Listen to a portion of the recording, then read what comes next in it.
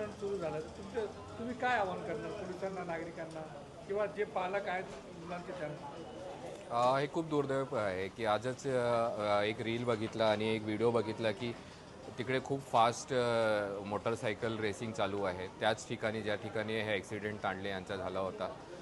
आता जस्ट 2 आठवडे पण नाही झाले त्यांचा ॲक्सिडेंट होऊन. आम्ही कमिशनर, म्युन्सिपल, DCP सगळ्यांना पत्र पण दिलं आहे आणि त्यांनी चांगला रेस्पॉन्स पण केला होता, बॅरिकेड वगैरे टाकला होता. पण संध्याकाळचा हा व्हिडिओ आहे जिकडे आतून रेसिंग चालू आहे. तर आता लोकांना पण थोडा सिविक सेन्स पाहिजे की ज्या ठिकाणी म्हातारे लोक, लहान बाळ येतात वॉकिंगसाठी आणि खेळण्यासाठी, त्या ठिकाणी असली रेसिंग नाही करायला पाहिजे. आणि खूप सारे जे रेसिंग करणारे मुले आहेत ते कमी वयाचे आहेत, 18पेक्षा जे कमी आहे त्यांचं वय, आणि ते तिकडे रेसिंग करतात. तर पालकांना पण त्याच्यावर लक्ष द्यायला पाहिजे.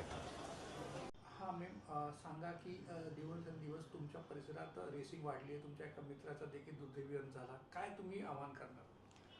मी डॉक्टर सोनाली पाटील, मी बालरोग तज्ज्ञ आहे आणि रिसेंटलीच श्रीनिवास तांदळे यांचा काही लहान मुलांच्या कार चालवण्याच्या ह्याच्याने मृत्यू झाला, जी फारच दुर्दैवी घटना होती. आणि जो माणूस जातो त्या घरचे लोक जे फेस करतात ते त्याची जाणीव ठेवून तरी माझं हे म्हणणं आहे की अजूनही या गोष्टी तिथे चालू आहेत. तर पालकांनी एक जबाबदारी घेतली पाहिजे.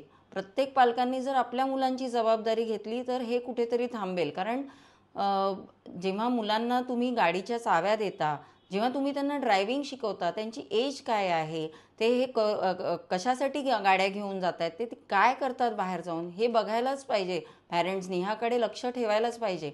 आणि ही लाईफ म्हणजे एक थ्रिल नाही आहे. गाडी घेऊन जाणं, रेसिंग करणं, ह्या थ्रिलमध्ये त्यांना मजा वाटते सध्या. पण ह्या त्यांच्या थ्रिलमध्ये कोणाचे तरी जीव जातात, त्यांचे स्वतःचेही जाऊ शकतात. ह्याची जाणीव त्या मुलांना करून देणं गरजेचं आहे. पालक म्हणून जेव्हा प्रत्येक पालक ही जबाबदारी घेईल ना, त्यावेळेला ह्याला आळा बसेल. नाहीतर मुलं आपल्या मर्जीने वागतायत. त्या रस्त्यावर आजही रात्री किंवा दुपारी संध्याकाळी आपण असा जर शांत थोडासा आवाज झाला की रेसिंगचे आवाज येत राहतात. इतके जोरात ते आवाज असतात की आम्हाला ते ऐकूनच भीती वाटते. तर चालता फिरताना सगळ्या नागरिकांना किती भीती वाटत असेल ह्या गोष्टींची. आणि ह्याच्यामुळे जीव जात आहेत, आणखीन कायच व्हायचं बाकी आहे. त्यामुळे पालकांनी प्लीज जबाबदारी घ्या थोडीशी. आपल्या मुलांना ह्या थ्रिल मुळे काय काय परिणाम होऊ शकतात, त्यांना शिक्षा होऊ शकते, ह्याची जाणीव करून द्या. कोणाचा तरी जीव जातो आणि त्या फॅमिलीचं काय होत असतं ह्याची पण जाणीव करून द्या आपल्या मुलांना. तर हे कुठेतरी थांबलं पाहिजे. प्लस पोलिसांना काय आवाहन करणार? पोलिसांना मी हे आवाहन करेल की पोलीस किंवा आपले जे काही ऑफिशियल्स असतील सगळीकडचे, की कायद्यामध्ये बदल थोडे व्हायला पाहिजेत. म्हणजे जुविनाईल आहे म्हणून फार ॲक्शन न घेता असं नाही होता कामा. कारण त्यामुळे काय होतं, ती भीती जी असते ती निघून जाते कुठेतरी. आणि पॅरेंट्सनीही अशा मुलांना पाठीशी घालणं किंवा ह्या गोष्टी जे चालू असतात ते बंद व्हायला पाहिजे.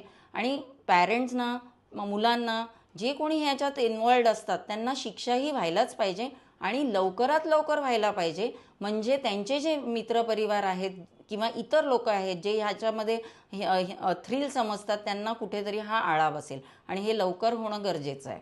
धन्यवाद.